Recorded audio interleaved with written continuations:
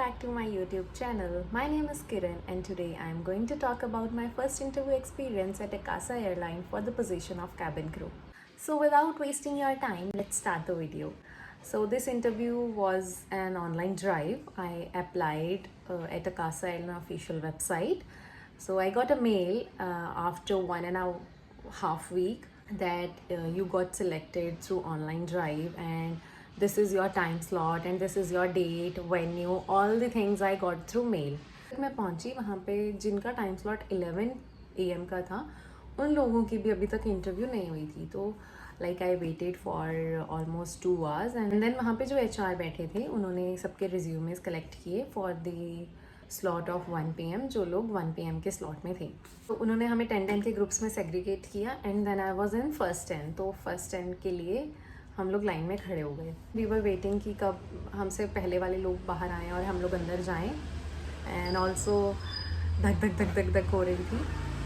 तो हमारी turn I हम लोग अंदर गए तो वहाँ पे 2 HR बैठे थे एक सर थे एक मैम थी और सामने चेयर्स लगी थी तो हम लोग वहाँ पे बैठ गए और फिर उन्होंने हमें एक क्वेश्चन बता दिया और बोला कि आप सबसे पहले अपना नाम बताओगे और आप कहाँ से बिलोंग करते हो एंड उसके बाद आप अपने क्वेश्चन का आंसर स्टार्ट कर दोगे अच्छी बात पता है क्या थी कि सर ने बोला कि आप 2 मिनट ले सकते हो अपने आंसर को सोचने के लिए एंड वहाँ पे मैं खुश हो गई कि भाई थैंक गॉड एटलीस्ट हमें कुछ टाइम तो मिल रहा है एंड मैं 4th नंबर पे बैठी थी तो मेरे को और टाइम मिलने वाला था लाइक 2 मिनट तो मेरे को मिलने ही थे बट जब तक वो 3 लोगों ने आंसर करना था तब तक भी मेरे पास टाइम था कि मैं अपना आंसर प्रिपेयर कर लूँ अच्छे से हम सबको सेम ही क्वेश्चन दिया था ऐसा नहीं था कि 10 हैं तो 10 से अलग अलग पूछा नहीं the question was what do you think how is the life of a cabin crew that you all must have seen people on Instagram or YouTube like social media platforms showing how is the life of a cabin crew. What do you think about it? क्या आपको सच में ऐसा लगता है कि उनकी वैसी lifestyle है लाइक ग्लैमरस घूमना फिरना मतलब आपको क्या लगता है what are your thoughts on this इस पर्टिकुलर क्वेश्चन का हमें आंसर करना था तो इसमें 2-3 चीज़ें थी कि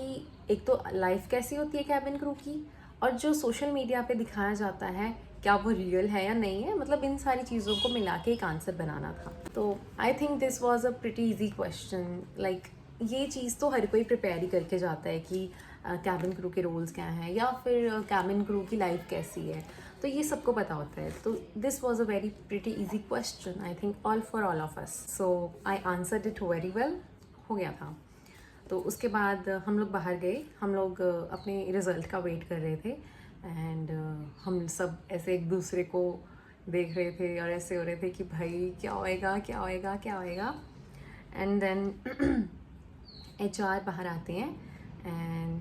ही सेड कि अरे वाह लगता है तुम सबका इंटरव्यू बहुत अच्छा हुआ है हम सब ऐसे एक दूसरे को देख रहे हैं कि अच्छा इतना अच्छा हो गया क्या कहते हैं कि हाँ रिज़ल्ट देख के तो बहुत अच्छा लग रहा है तो एक्चुअली हमारा 10 का ग्रुप था and like 6 to 7 peoples were selected in first round और I was one of them और मैं वहाँ पे इतनी खुश हो गई कि भाई फर्स्ट राउंड एटलीस्ट क्लियर हो गया इससे पहले जब मैं इंडिगो के इंटरव्यू में गई थी ना वहाँ पे मैं फर्स्ट राउंड में रिजेक्ट हो गई थी बट धीरे धीरे आप चीज़ें सीखते हो आपको अपनी गलतियों का पता चलता है कि आप कहाँ क्या गलत बोल रहे हो क्या चल रहा है फर्स्ट राउंड हो गया और मैं इतनी खुश मैं इतनी ये कि मेरा फर्स्ट राउंड हो गया और then I went downstairs because मैं अपने पापा के साथ आई थी तो मैं उनको खुशी से बता रही हूँ भाग के पापा मेरा फर्स्ट राउंड हो गया एंड आफ्टर रिजल्ट्स उन्होंने बोला कि जिनके नेम्स मैंने लिए हैं वो प्लीज़ वापस से वेन्यू एरिया में ही वेट करें बैठ के फॉर द सेकेंड राउंड और बाकी सब जा सकते हैं तो हम लोग वापस हॉल में चले गए सेकेंड राउंड के लिए हमें HR मैम बुलाती हैं वो हमें एक फॉर्म फिल करवाती हैं और उस फॉर्म में नेम एज क्वालिफ़िकेशन कहाँ से हो और आप कहाँ पे इंटरव्यू दे रही हो लाइक रेफरेंस क्या है इस इंटरव्यू के लिए ये सब बेसिक क्वेश्चंस थे और प्लस उसमें एक कॉलम बना हुआ था विजिबल स्कार्स एंड टैटूज़ का वो हमें खाली छोड़ना था क्योंकि वो सेकेंड राउंड में जो HR मैम थी उन्होंने ही फिल करना था तो हम लोग वेट कर रहे थे वो फॉर्म्स के साथ इट वाज अराउंड 1:30 और 1:40 का टाइम और हमें लंच ब्रेक मिल गया तो हाफ एन आवर का उन्होंने लंच ब्रेक दे दिया तो मैं ऐसे होगी कि भाई सेकंड राउंड भी लेके ख़त्म करो भाई बहुत स्ट्रेस होता है उस टाइम पे जब इंटरव्यू देने जाते हो ना बहुत स्ट्रेस होता है आप कितना ही वो कर लो कि हाँ नहीं भाई हो जाएगा ना स्ट्रेस होता है भाई ठीक है तो फर्स्ट राउंड क्लियर करने के बाद मेरे को थोड़ी सी खुशी हुई तो मैंने खा लिया ब्रेक ख़त्म हो गई, सेकेंड राउंड के लिए हम सबको टर्न वाइज बुला रहे थे। तो टर्न वाइज सबको बुलाते गए, सबके लाइक हैंड्स चेक हो रहे थे, फेस चेक हो रहा था, लाइक आर्म्स चेक हो रही थी, टैटूज़ वगैरह तो नहीं है, कोई स्कार तो नहीं है, तो यही सब चेक हो रहा था, वेट चेक हो रहा था, हाइट चेक हो रही थी। तो मेरी टर्न आती है और ना उनके पास पता है वेइंग मशीन कौन सी थी, हम लोग आजकल यूज़ करते हैं लाइक डिजिटल वाली वेइंग मशीन, है ना। उनके पास वेइंग मशीन वो थी जो पुरानी होती है, जिसमें एक नीडल लगी होती है और वो वेट बताती है तुम्हारा वेट कितना है, तो वो वाली थी। तो उसको देख के ना मेरे को ऐसे हो गया था कि भाई ये पुरानी मशीन, भाई इनमें गड़बड़ है, क्योंकि पता नहीं, बस मेरे को लगता है। तो ठीक है, कोई बात नहीं। तो मेरी हाइट चेक हुई, वेट चेक हुआ और मेरा वेट आई डोंट नो कैसे ज़्यादा आ गया। और मेरी हाइट उन्होंने पूरी ऐसी स्केल के साथ ना ऐसे पूरा मेरा सिर को टच बहुत ज़्यादा ऐसे दबा के देखा। मेरी हाइट उन्होंने लाइक ऑलमोस्ट 3 सेंटीमीटर्स कम लिखी। मेरी हाइट एक्चुअली 158 है, तो उन्होंने मेरी हाइट कम लिखी। तो मैं ऐसे थी कि भाई मेरी हाइट तो ज़्यादा है। अब मैं उस वहाँ पे उनको क्या बोलती कि भाई नहीं, मेरी हाइट तो इतनी, आप इतनी कैसे लिख सकते हो, क्योंकि उनके पास तो भाई स्केल लगा हुआ है। तो आई डोंट नो हाउ क्या हुआ उस दिन, और मेरा वेट भी ज़्यादा आ रहा था। मेरा जो BMI है ना वो 20.1 बस यही रहता है, 21 तक जाता है। इससे ज़्यादा मेरा BMI कभी हुआ ही नहीं है। मैं ध्यान रखती हूँ इन चीज़ों का, क्योंकि मेरे को पता है मेरे को इंटरव्यूज़ देनी है। ये ना वेट करूँ कि मेरे वेट गेन करना पड़ेगा या मेरे को वेट लूज़ करना पड़ेगा, क्योंकि दोनों चीज़ों में बहुत टाइम लगता है। चाहे तुम्हें वेट गेन करना हो, चाहे तुम्हें वेट लूज़ करना हो, तुम्हें प्रॉपर डेडिकेशन टाइम चाहिए। और जब इंटरव्यूज़ ऐसे कई बारी बहुत लाइक रोज़ में इंटरव्यूज़ आती हैं, तो मैम ने BMI निकाला and my BMI came out 23.1 and I was like what, 23.1, ये कैसे हो सकता है, ये हो ही नहीं सकता। मतलब मैंने उन्हें नहीं बोला, मैं अपने मन में सोच रही थी और मैंने वो अपने फेशियल एक्सप्रेशंस पे नहीं आने दिया कि भाई मैं अंदर से बहुत स्ट्रेस्ड हूँ। आई वॉज लाइक ऐसे, क्योंकि ये ही काम आएगा भाई। उसके बाद मैम कहते हैं ओके लेट्स सी, आगे हैंड्स वगैरह चेक करते हैं। तो मैम ने मेरा फेस देखा ऐसे क्लोज करके कि ऐसे पास आए, फिर मेरा फेस देखा, इधर ऐसे सारी प्रोफाइल्स चेक करी, देन आर्म्स चेक करी, रिस्ट एंड हैंड, सब चीज़ें चेक करी। तो मेरे को स्कार्स वगैरह का कोई इशू नहीं है, तो हो गया। तो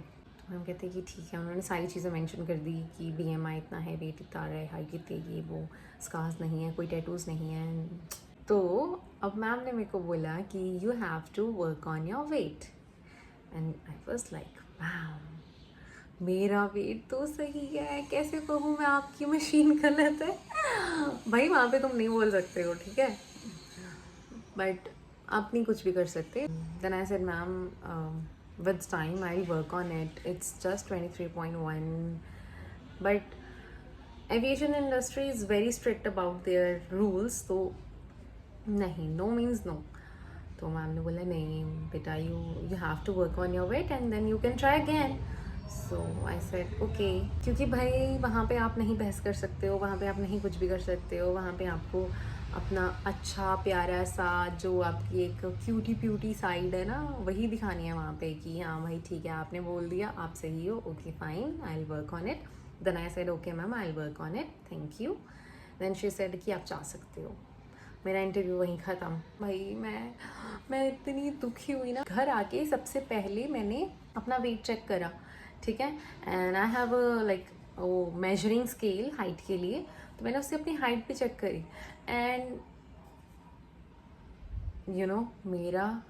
घर पे BMI सेम आ रहा है, 20.23, ये इसी रेंज में आ रहा है। भाई यही तो मेरा BMI है, वहाँ पे कैसे मेरा BMI इतना ज़्यादा आ गया।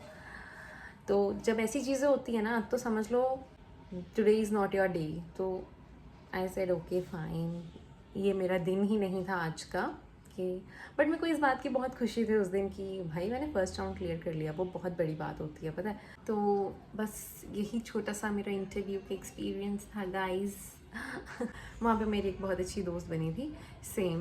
उसका भी फर्स्ट राउंड क्लियर हो गया था, सेकेंड राउंड में वो रह गई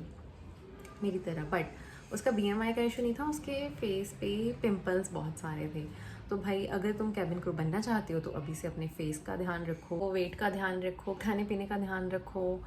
ठीक है। पिंपल्स है तो ट्रीटमेंट करा लो, ट्रीटमेंट नहीं करा मतलब like what ever it is, मुझे नहीं पता क्या कैसा क्या पिंपल होएगा, तो वो आप देख लो। तो ये सारी चीज़ों का आप ध्यान रखो, क्योंकि ऐसा ना हो कि तुम ऐसी सिली सी चीज़ के लिए रिजेक्ट हो जाओ, बट तुम ऐसी चीज़ के लिए रिजेक्ट हो रहे हो तो वो तो बहुत ही बेकार सी चीज़ है जिसके लिए मैं हुई हूँ। तो बस यही मेरा इंटरव्यू एक्सपीरियंस था। तो ऑल द वेरी बेस्ट जिनकी इंटरव्यूज़ आने वाली हैं और जो इंटरव्यू देने जा रही हैं। और वीडियो अच्छी लगी हो तो प्लीज़ लाइक करना, शेयर करना और सब्सक्राइब करना, और मिलते रहेंगे ऐसी और भी वीडियोज़ के साथ। Thank you so much for watching. Bye.